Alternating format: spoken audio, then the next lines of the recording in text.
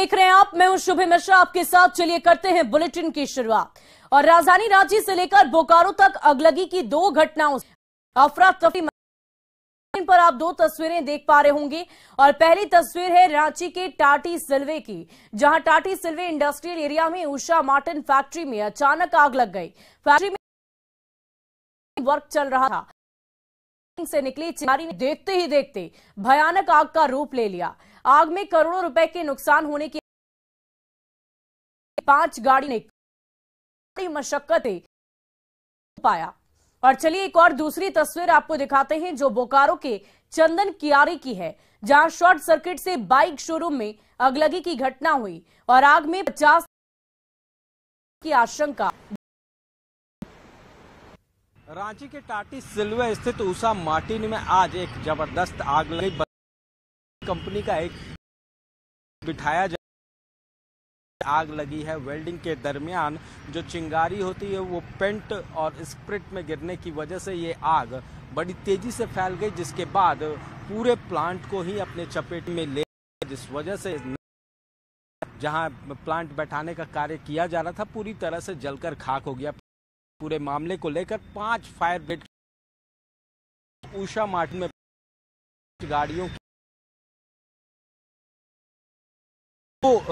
जो fire brigade के वाहन थे वो डोरंडा फायर ब्रिगेड ऑफिस से, जबकि 3 जो गाड़ियां थी वो आर्ड्रे हाउस से यहां पर पहुंची थी और जिनकी मदद से बताया जा रहा है कि नुकसान हुआ है। कई सारी जो एसेट्स हैं वो जल गए हैं, हालांकि कोई हताहत इस नहीं हुआ है। मामले की प्रबंधन की तरफ से कोई जो स्पष्ट बयान है, आधिकारिक बयान है, वो सामने आ पाएगा। कैमरामैन संत के साथ ओम प्रकाश, न्यूज़ 18 रांची। और अगली बड़ी खबर साहिबगंज आपको बताने से इनकार करने पर चंदन रविदास नामक हिंदू युवक की पिटाई का आरोप लगाए। राधानगर के मोहनपुर की ये पूरी घटना है, जहां 31 दिसंबर की रात वहीं पर मिठू शेख मुस्लिम युवक गोमांस खा रहे थे। पांचों ने चंदन पर गोमांस खाने का दबाव बनाया। उसने इनकार कर दिया तो उससे गाली गलौज की, जमकर धुनाई कर डाली। लगा तो उसकी बाइक किया गया, कर दिया गया और जमकर पिटाई की। पीड़ित का इलाज स्वास्थ्य केंद्र में कराया गया और उसने राधानगर थाने में मिठून शेख समेत 5 मुस्लिम युवकों पर एफआईआर दर्ज कराई। राजमहल के तिवारी ने कहा दोषियों पर सख्त कार्रवाई जरूर होगी।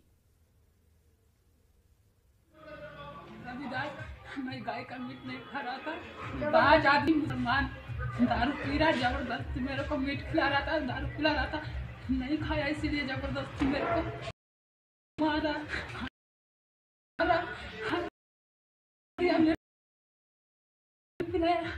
हमको हमारा बात बोल रहा है, बोलता जितना पैसा लगा 5 लाख 10 लाख दे देंगे, थाना में केस मत करो, ऐसा बोल रहा था।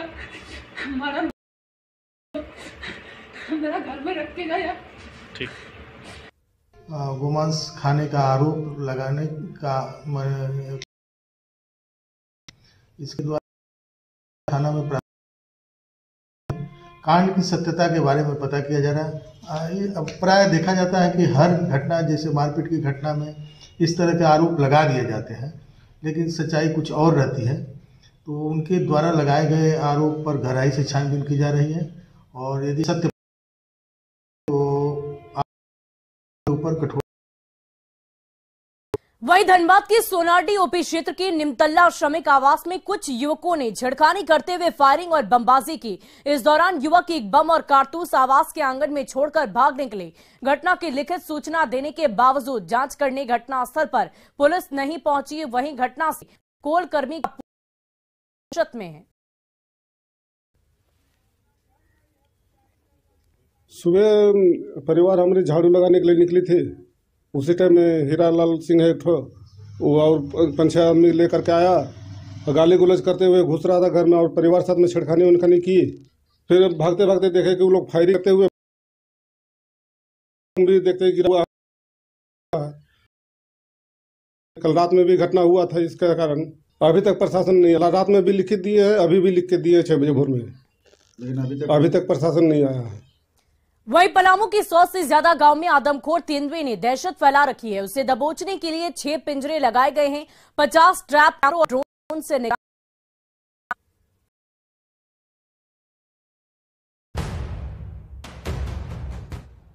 पलामू प्रमंडल के 100 से भी ज्यादा गांवों में इन दिनों आदमखोर तेंदुए की दहशत देखी जा रही है। ये खूंखार तेंदुआ पिछले 20 दिनों के दौरान 4 बच्चों की जान ले चुका है। हालत यह है, ग्रामीण डर से बाहर कदम नहीं रख पा रहे, तो वन विभाग उस तेंदुए को पकड़कर पीड़ित ग्रामीणों को लाने के लिए 50 ट्रैप कैमरों और एक ड्रोन से चप्पे चप्पे की निगरानी हो रही है। बड़ी संख्या में वन कर्मचारियों को तैनात किया गया है। चर्चित शिकारी नवाब शफत अली खान को भी बुलाया गया है। साथ ही वन विभाग ने ग्रामीणों से की भी अपील। इसके मूवमेंट पर हम लोग वॉच रख सकते हैं और अपना जो कार्रवाई करना है वो तो हम लोग कर ही रहे हैं, और ईश्वर से भी अनुरोध कर सकते हैं कि जल्दी जल्दी अपना गंतव्य स्थान, ताकि हम लोग को राहत मिले। सर कितना संख्या हम लोग बता जा रहे हैं? अभी तक जो हमारे ऑफिशियल रिकॉर्ड में जब तब आती है कि लेकिन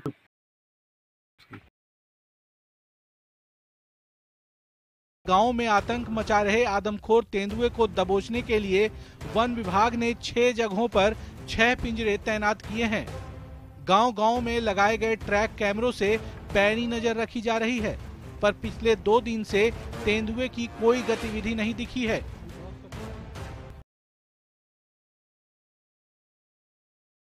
शासन और वन विभाग को आदम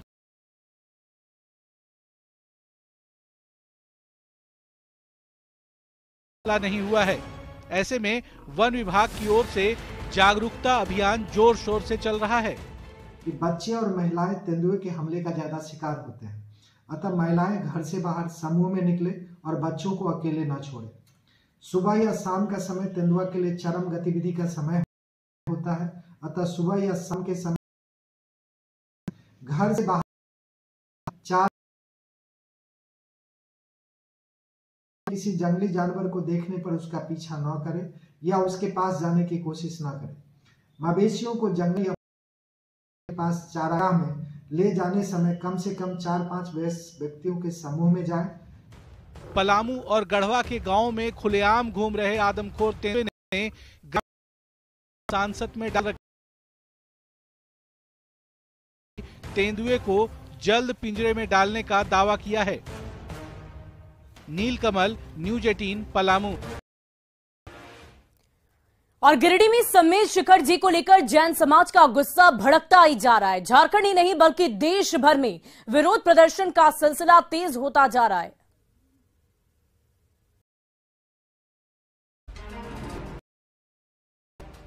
जैन धर्मावलंबियों के धार्मिक आस्था के प्रमुख केंद्र समेत शिखर जी को लेकर गहराया विवाद थमने का नाम। झारखंड सरकार के बाद है। दिल्ली से लेकर झारखंड तक आंदोलन का दौर लगातार तेज हो गया है। जैन समाज का साफ कहना है कि पारसनाथ पहाड़ का पर्यटन स्थल की बजाय धार्मिक स्थल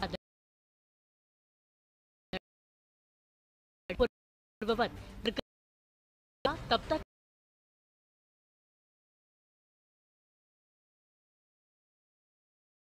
क्योंकि ये लोग जब हमारे यहाँ जूते पहनकर आ रहे हैं और हम इनके यहाँ जूते पहनकर जाएंगे तो उन्हें भी बुरा लगेगा। अभी यहाँ सब सारे जितने भी खड़े हुए हैं वो सब कुछ चेकिंग कर रहे हैं, लेकिन वो कहीं ना कहीं छुपाकर कहीं ना कहीं वो ऊपर ले जाते ही हैं। पर्यटन स्थल और टी स्थल में क्या फर्क है? तो इसमें भाव का फर्क है। अगर जैसे मैं पर्यटन स्थल जाती हूँ, चाहे तो गोवा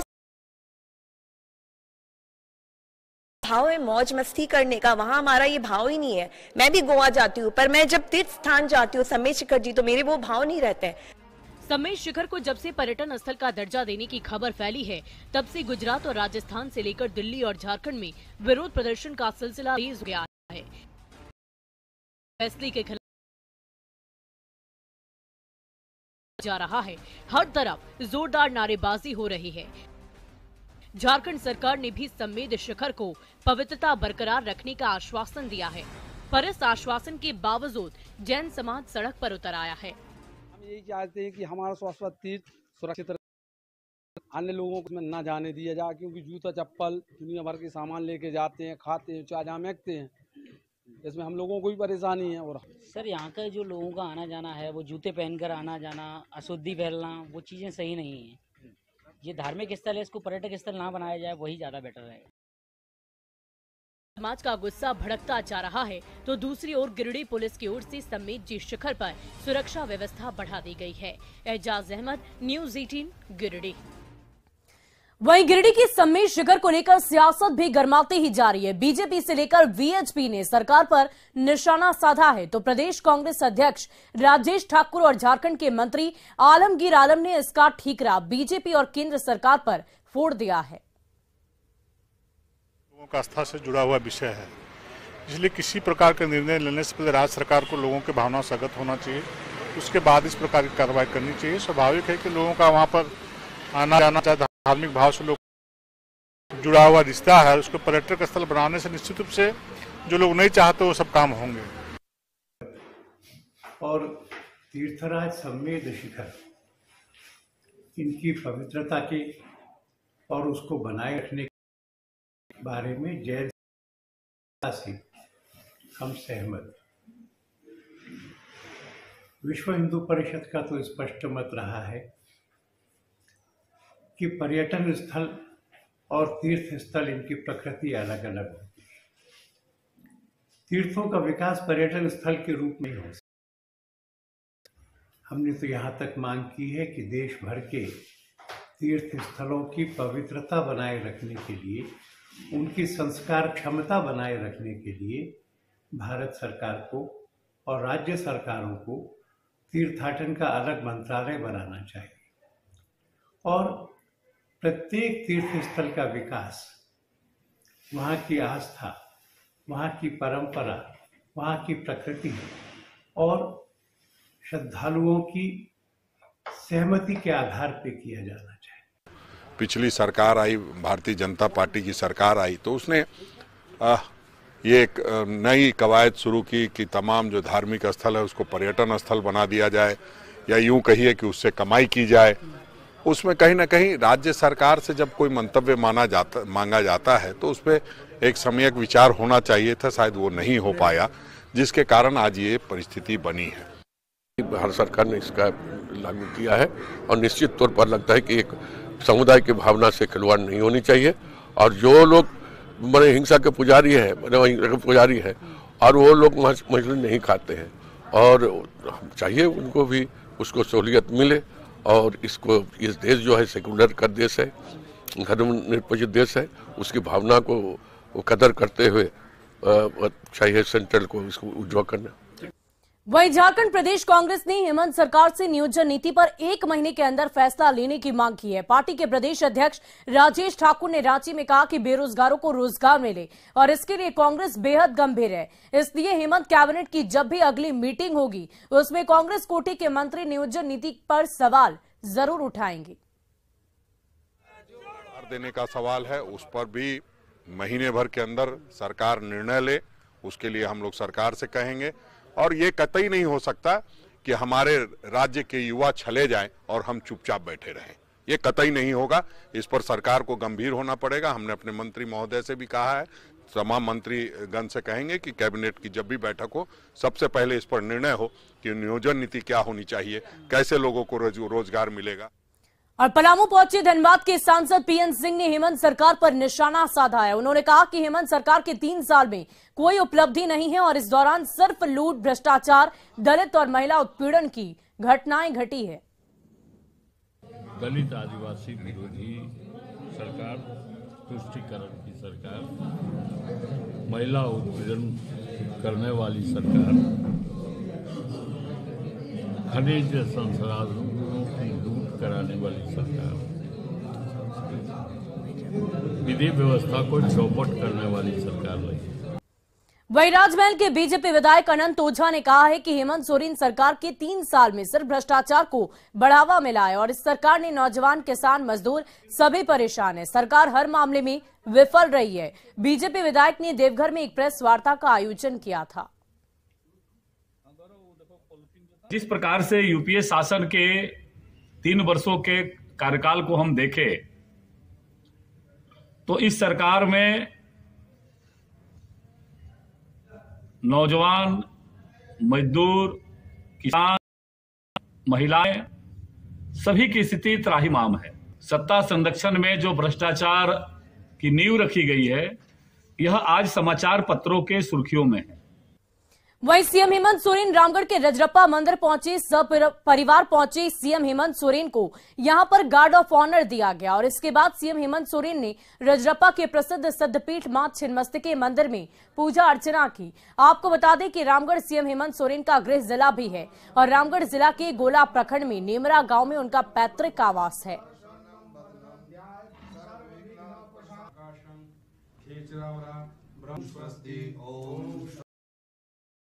सौभाग्य से पूजा था। आशीर्वाद सदैव हमारे परिवार पर पड़ा। 2023 की शुरुआत हो चुकी है। सब परिवार मां के चरणों पर हम लोगों ने आशीर्वाद और प्रार्थना के लिए एकत्रित हुए। आप सब लोगों को, राज्यवासियों को वहीं बोकारो की दुंदीबाद हटिया में कबाड़ी गोदाम की आड़ में अवैध लोहे के कारोबार का खुलासा हुआ। पुलिस ने छापेमारी कर मौके से पिग आयरन और रेलवे का लोहा बरामद किया है। पुलिस पता लगाने में जुटी हुई है कि किस लोहे के कारोबारी द्वारा इस तरह का अवैध लोहे का कारोबार लगातार किया जा रहा था। जानकारी के मुताबिक इस इलाके में पुलिस की लगातार गश्ती होती है और इसके बावजूद यहां पर अवैध लोहे का कारोबार बदस्तूर जारी था। यहाँ पे जा रहा है, हम लोग सूचना पाकर यहाँ पर आए हैं, छानबीन किए तो लगभग 3-4 क्विंटल के आसपास लोहा पड़ा हुआ है यहाँ।